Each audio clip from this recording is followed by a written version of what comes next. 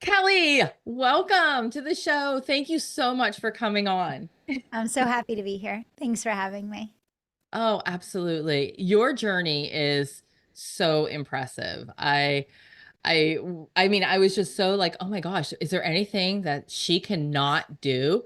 It was insane, insane the things that you can do. But before we dig into that, I would love if you could just share a little bit about yourself. Yeah, absolutely. Well, I'm a wife and mom. I've been with my husband for 17 years. I have a 9-year-old daughter and a little cavapoo. Oh, Um, and I've spent the last 12 years helping entrepreneurs and small business owners build and grow companies online and really understand how to put the foundations of a sustainable and profitable company in place so that they can have not just a successful business, but a great life. And I love helping people build something that allows them to put their faith and their family and their life as a priority, and then build something extraordinary around that that can also be of service and transform other people's lives. And I get to do this amazing work every day and just feel super lucky and blessed to get to sit in the seat that I sit in each day. I can totally understand. There's some days I'm Yeah. like, how did I even end up here? Like, this was Yeah, not my for agenda, but sure. here I am Yeah. and it's kind of cool. So, Yeah. you know, how did your past experience like help shape with wealth creation and entrepreneurship? How did you get to this place where you are today? Oh gosh. Well, it started being on the free lunch line, and one day there was a volunteer opening the envelopes. This was back in the day when you would hand in an envelope, and I was on the free lunch program, but no one knew it. So I would turn in an envelope every day, and it was empty. But the lunch ladies knew it was empty, so they would never open it up. They would just throw it in the pile. But one day there was a volunteer that was different, and she opened it up, and it was empty. And like my world just like stopped, and it Oh, was just like I was frozen in just so much just embarrassment. And it was just a moment in my life where I was like, never again. Never again. I'm never wow. going to be in that position again. And really, from that point forward, I just had been on a quest in my life to be like, how do I take responsibility and accountability for what I experience in my life? And I realized really early on that there's controllables and uncontrollables, right? There's things in life that you can determine and decide. And then there's things in life, unfortunately, that just happen, right?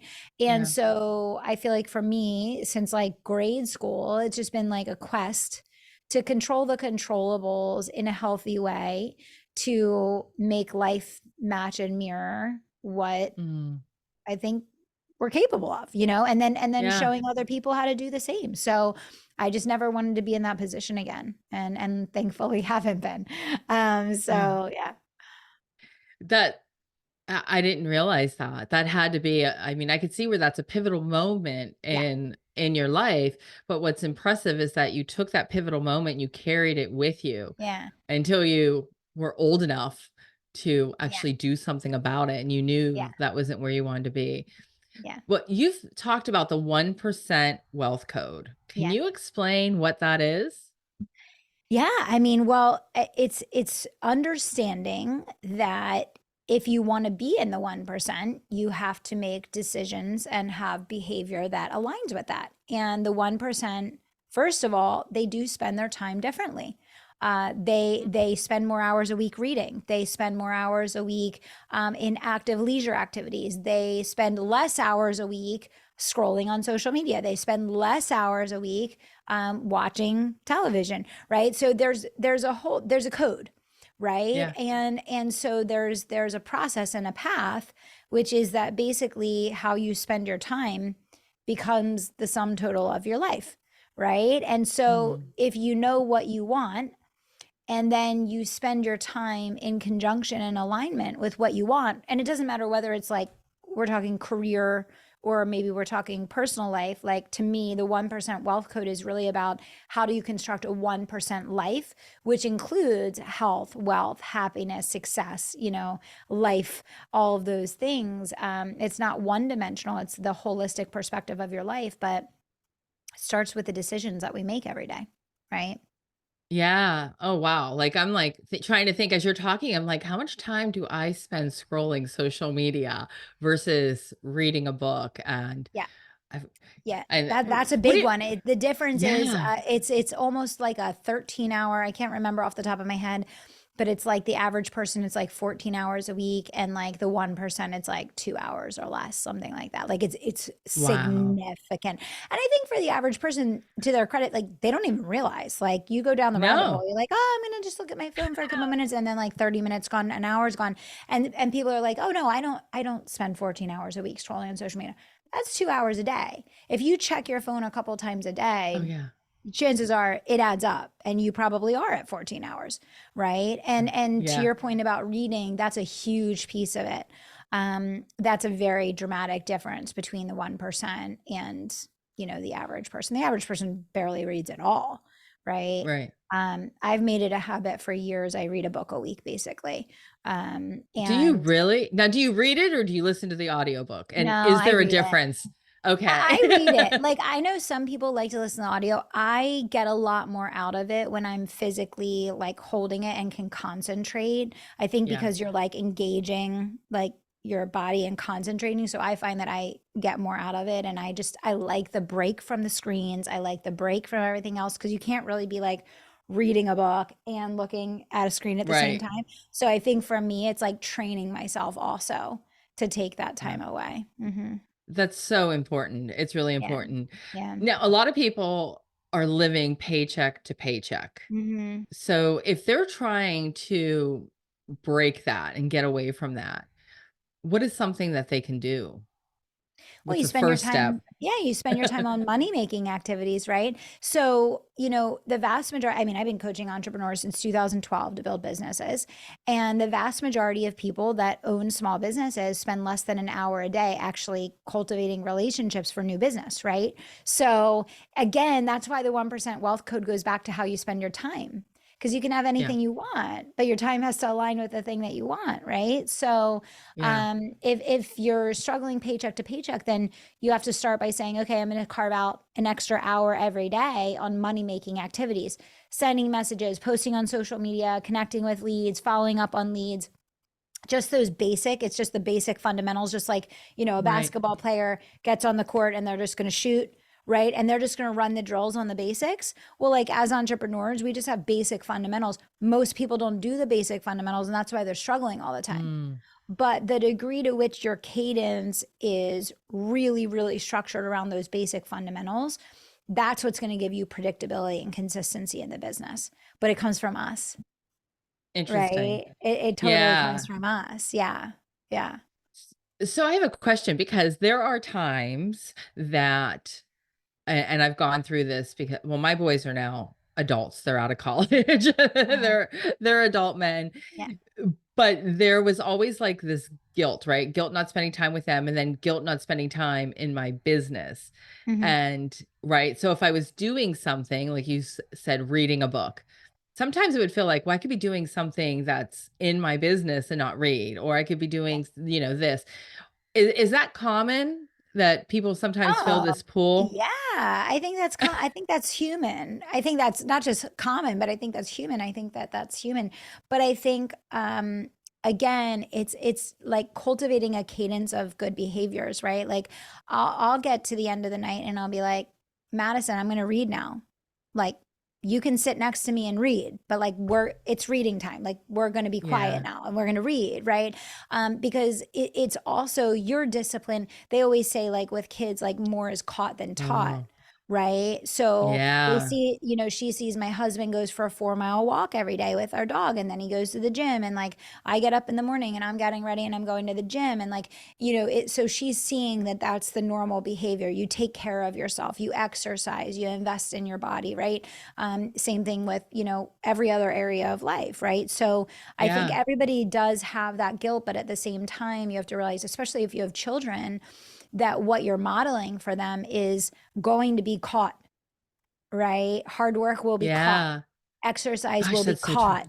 Time reading will be caught. It's not about what you tell them to do. It's about what they see you modeling for them. That they're either going to say, oh, don't want that in my life, or, oh, yeah, like I see what mom does and that's good. That's a good thing. That's working out really well, right? Yeah.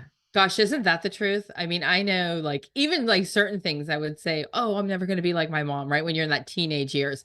And then I hear and I do the things that she does and I'm like, "Oh Yeah. my gosh, like this is karma," right? And she's loving it. Yeah. I'm Yeah. like I do Yeah. the exact same thing. So yeah, you're right. You don't realize it when you're going through it, Hmm. but there's so much truth to that.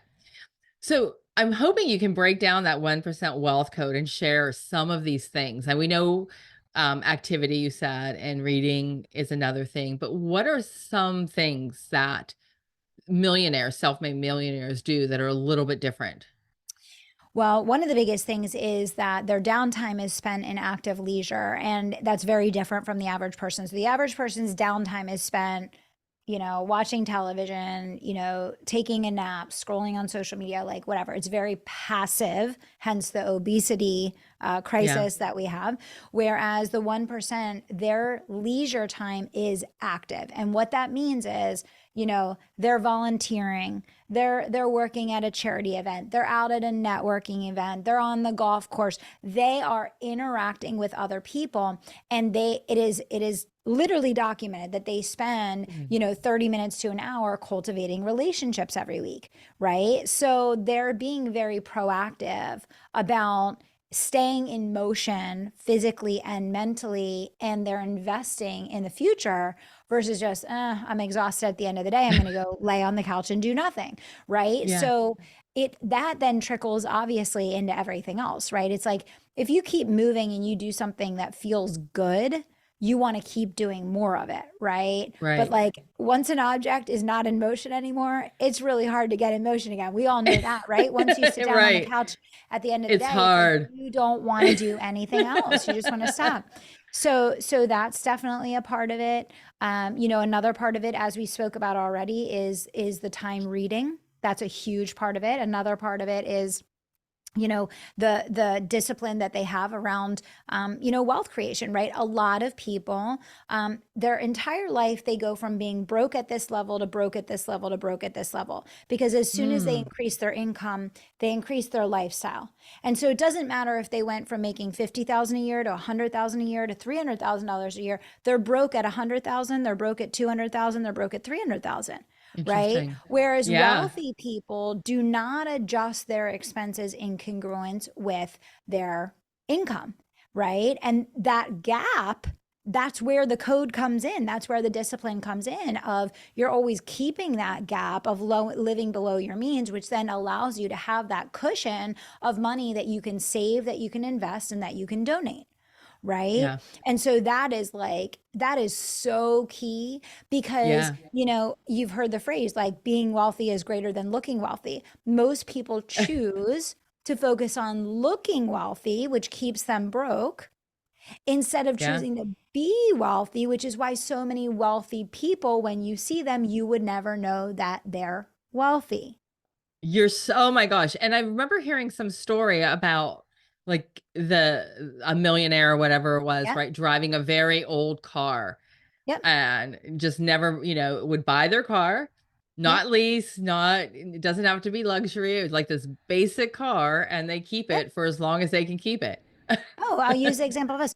We have two cars. One of them is a 11-year-old Honda Pilot. It's been paid off Okay. for like 10 years. We Yeah. paid cash for it, I think, when we initially bought it. Yeah, we did. We paid cash for it. Yeah. The other one is a Mercedes, bought it for cash. Have Yeah. had it for a couple years. Could go buy 17 cars if we wanted, 25, right? But like why? We don't need to impress anyone. It's still a good Right. car, right? So you're either Right. doing things for your own utilitarian purposes, or you're doing things because of the impression that they're going to create on other people. And the Mm. the problem with that is that you're the one who has to pay the price and live with the Yeah. circumstance, It's so right? true, So yeah. I just think it's a whole different perspective. When you talk about the 1% wealth code, it's really about you designing your life. It's about you Mm, knowing what you want to feel and experience and be and have and do. And it's about making sure that you truly understand and align your priorities, that you're not doing things like kind of, I call it like outside in versus inside out. Like making okay. decisions from the inside out is like based on what's in your heart and your soul and like what's unique to you, versus many Okay. people make decisions from the outside in, where it's like, well, I feel like I need to be doing this and I feel like I need to be doing that and I want to have this and I want to look like that and I need to, be here, and like it's a completely different game that you're playing, Right. right? And that's hard to do. I mean, as I'm thinking, like you mentioned earlier, and it kind of ties into this too, about how when you start making more money, you start spending more money. And Mhm. I think a lot of times the people that you're around changes from each level, right? Yeah, And then it does absolutely. turn into where it's like it shouldn't be a keeping up with the Joneses, right? But it kind of is, because Mhm. now you're seeing different things and Yeah. designer things where maybe you didn't see it before, you know? Yeah, and you have to realize that a lot of times, number one, it's a projection and an illusion, right? A Hmm. lot of times, when you see a lot of really super, and I'll just use cars as an example, really super expensive cars, the person with the more expensive car is in debt up to their ears and hasn't paid the car off. Right. Whereas the other person chose to keep the car, it's paid off. They have cash in the bank. They're living comfortably. They don't even have to work anymore. And it's Yeah. just, but you have to have enough kind of self-worth and self-discipline to make the right decisions for yourself. Like, for example, if you're a car lover and like that's your thing, like Yeah. go spend all your money on cars, because if that's what you love and that's what you enjoy and that it creates a 1% life for you, you want to take your convertible out on a Sunday drive and it feels so good and you love it, then you should do that, Yeah. right? Okay. But Yeah. I feel like for a lot of people, they're checking boxes for other people, not Mm, for themselves. And that's why I said living the 1% wealth code is about living a values driven life where you can have anything that you truly want and you can create whatever life you truly want. But it's about choosing and making decisions that are in alignment for you, not doing things out of fear, obligation, guilt, habit, living someone else's life, right? yeah. So, like, let's just say I'm like, okay, Kelly, like, I want this 1%. I want to be in this 1% wealth code. Mhm. And I know I need to read more, and I know I need to, be active on my downtime, Yeah. and, I need to um, focus on, be disciplined, as you said, and what I'm doing.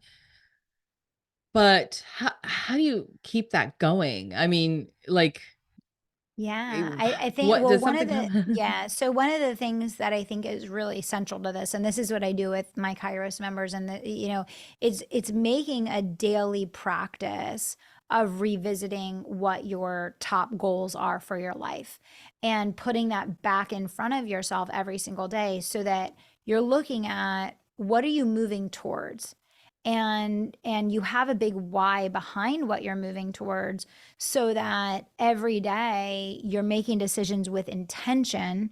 You're not doing something because you feel like you're supposed to do it so that you can have A, B, C, Yeah. X, Y, D, but instead you're looking at what is it that I want to experience? What is the outcome that I want to feel? What is the thing that I want to have? Okay, then what are the decisions I need to make today to move towards that thing?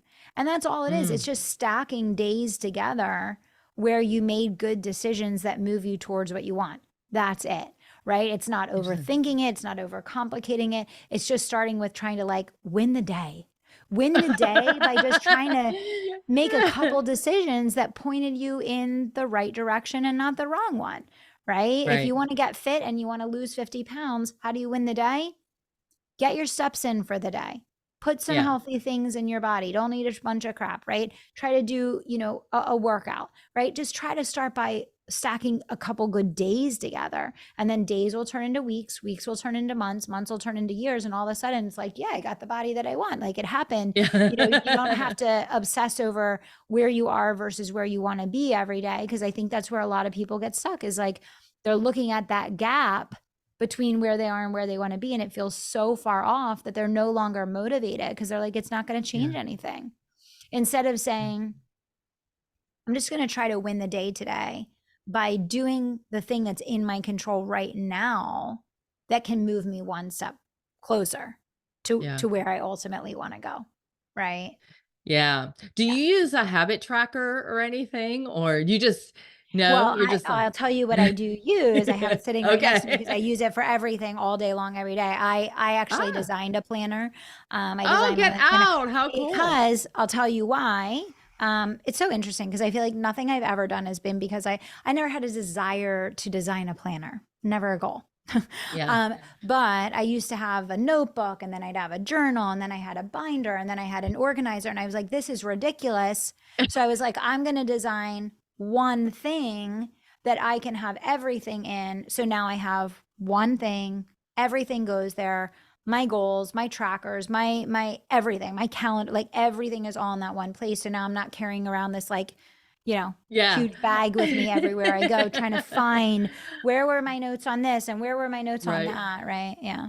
I can so relate to that. I Yeah. actually just at the end of last year, because I love planners and I love journals. Like I can never buy enough of them. Yeah. I love them. But I was going through the same thing. I'm like, I have all these different things Yeah. that I have stacked on my desk, and I started planning my own journal for that exact same reason.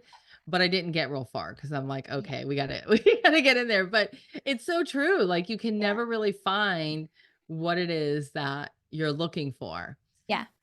Well, So that's where yeah, innovation comes in, and that's where we create solutions to problems and can get paid to do that, right? So now right? every year I get my planner and then I go sell a couple thousand to other people and make money on it. Yeah. Now is your tell me what's in your planner again. You said your habit tracker, your Yeah, I mean, I calendar. have Yeah. everything, your list of books, your time blocking, your quarterly and annual goals, um, I mean, your word of the year, your letter to yourself, your priorities. I mean, it has everything. Oh my Tracking your gosh. travel, your books that you read, your wealth tracker.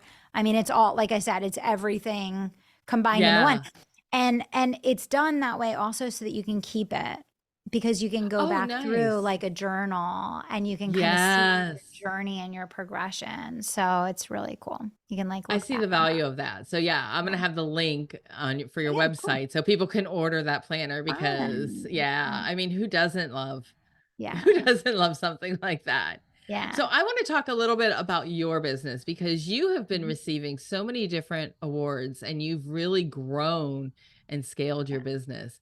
Yeah, where did it pivot for you when from launch to get that happening? Um, when we started live launching, I mean, that's really when we started just like exploding our growth is when I developed the live launch and then started really scaling that and teaching that. That was really, I mean, that's what took my first company from 7 to 8 figures. And then over time, I started building out, auxiliary brands and auxiliary companies. And I learned how to become a founder versus become a business owner, right? So now I have things where I'm Yes, not actually operating in the business anymore, which is awesome. that's Um, nice. so yeah, and like I said, it's stacking good days and that's it. And there's going to be bad ones tucked in there too, but it's Yeah. just stacking good days and, putting one foot in front of the other and just holding the vision really strong and then inviting other really great people to be a part of that vision because you can't do it alone. You have to have a great team with you to make that happen. Yeah, that's so important to have a Mhm. great team, the right Mhm. team, Mhm. to help you scale. So Yeah. you have a few different programs that you offer Mhm. also, Mhm. don't you? Can you tell us Yeah. a little bit about that? Because I know people listening are like, "Oh, this is so cool. How can I work with Yeah. her?" Yeah, definitely. Well, yeah, I have 6 different companies and they each do something different. But my first company, my core company that I've had since 2012 is called the Business Advisory, Kelly Roach Coaching.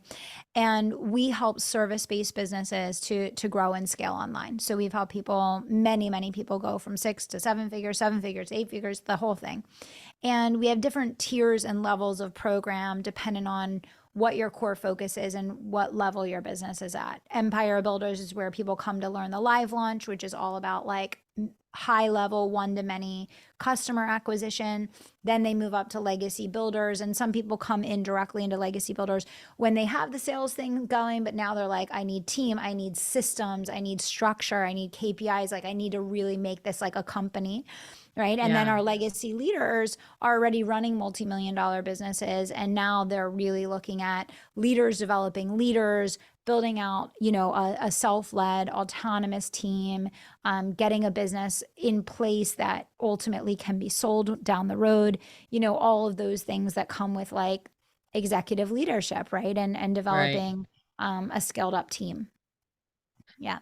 Interesting. So how can we find you? Yeah. So I always Which say, you have the Kelly Roach coaching. That was a twister. yeah. Sorry. So, yeah, all my programs are in kellyroachcoaching.com. I always tell people the best first stop is the Kelly Roach Show. So, the Kelly Roach Show is my podcast. I've had it for years and years. We're celebrating 1,000 episodes next week.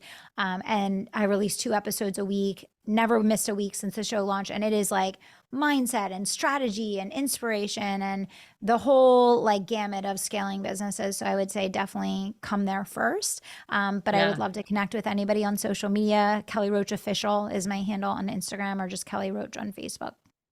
You've had some pretty cool guests too on your Yeah. podcast, haven't you? Yeah. Yeah. You had I've had Gary a lot. V. I did. I What did. was that like? Interesting. He's an interesting character. Yes. Yes. Yes. Yes. Yeah, I Yeah. was like, wow, so impressed with like some of the guests that you've had, which is Yeah. We've great. had some amazing people on the show for sure. Yeah. Awesome. Awesome. Well, Kelly, thank you so much for your time. Thank you for coming on. I appreciate you taking the time For to sure. share your knowledge with all of us. So happy to be here. Thank you for having me.